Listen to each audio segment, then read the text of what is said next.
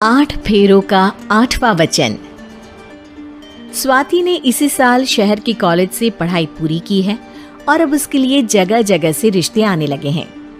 स्वाति से ज्यादा उसके रिश्तेदारों को उसकी शादी की चिंता है, इसीलिए जो भी स्वाति के घर आता वो किसी नए लड़की की खबर जरूर ले आता। अरे दीदी, ये फोटो देख के बताओ कैसा है। राहुल नाम है लड़के का, मेरी सहेली की बहन का बेटा है। अपनी स्वाति के साथ एकदम प्यारी जोड़ी लगेगी इसकी। जरा दिखाना, फोटो तो बढ़िया लग रहा है। कोई गलत आदत वादत तो नहीं है ना इसे? और कमाता कितना है? अरे कोई गलत आदत नहीं है दीदी, आप कहो तो एक मीटिंग करवा देती हूँ, फिर सब कुछ फाइनल कर लेना। हाँ, ये सही कह रही हो तुम। संडे को स्वाति के पापा भी घर पे ही रहेंगे। बुआ फिर वहां से चली जाती है और रात को स्वाति की माँ उससे कहती है, स्वाति बेटा, आज कमला बुआ ने एक लड़के की फोटो दिखाई है। संडे को वो लोग मिलने आ रहे हैं, तैयार हो ना तुम बेटा? अरे मम्मी, आप कहाँ कमला बुआ के चक्कर में आ जाती हो? अभी इतनी जल्दी कोई शादी वादी नहीं करनी है मुझे। अरे बेटा, अच्छा लड़का है, बुआ जानती है उसे अच्छे से। हाँ स्वाति बेटा, एक बार मिल तो लो, बाद में देखेंगे आगे क्या करना है। वैसे तो कमला रिश्ता लाई है तो मना करने का तो कोई सवाल ही नहीं उठता। संडे की सुबह होती है और कमला बुआ राहुल और उसके मम्मी पापा को लेकर स्वाति के घर आती है। अरे आइए आइए भाभी, इसे अपना ही घर समझिए, इनसे मिलिए। ये मेरे भैया और ये मेरी भाभी है। नमस्ते भाभी जी, ये है हमारा लड़का राहुल, सरकारी नौकरी की तैयारी कर रहा है ये। वैसे आपकी बेटी कहाँ है? अरे स्वाति बेटा, बाहर आ जाओ। वैसे कितनी पढ़ाई की है स्वाति ने? जी, पोस्ट ग्रेजुएट है हमारी बेटी साइंस में। ये सब तो ठीक है, पर घर संभालना जानती है या नहीं? हमें कौन सी इससे नौकरी करवानी है, नौकरी तो मेरा बेटा करेगा ही। पर मैंने इतनी पढ़ाई की है और आप चाहती हैं कि मैं घर पर ही बैठी रहूं? अरे स्वाति बेटा, ये बड़ों की बात में तुम कहाँ बोल पड़ी? हम सब देख लेंगे क्या करना है क्या नहीं। हम तो इसी बात में विश्वास करते हैं कि घर के लड़कियां घर में ही रहे तो ज्यादा अच्छा रहता है। वरना भाई साहब, आप तो आजकल के हाल जानते ही हैं, कितनी घटनाएं होने लगी हैं औरतों के खिलाफ। स्वाति बेटा, रसोई का काम तो पूरा जानती हो ना?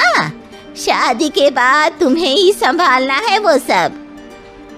अरे बहुत अच्छा खाना बनाती है ये, आप सब लोग इसकी तारीफ करते नहीं थकेंगे। लो भाई, हो गई मीटिंग, अब शादी की तारीख फाइनल कर लेते हैं, क्यों भैया? भाई, हम तो पंडित जी से चर्चा करने के बाद ही तारीख फाइनल करेंगे। सालों से हम उनकी बातें मानते हुए आ रहे हैं। लड़के वाले और कमला बुआ की बातें सुनकर स्वाति एकदम नाराज हो जाती है और उसे लगने लगता है कि शादी के बाद उसे घर पर ही बैठना पड़ेगा।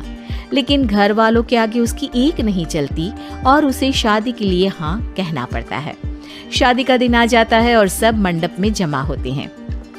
अब फेरों का समय हो गया है, अब कन्या अपने वर से 7 वचन मांगेगी।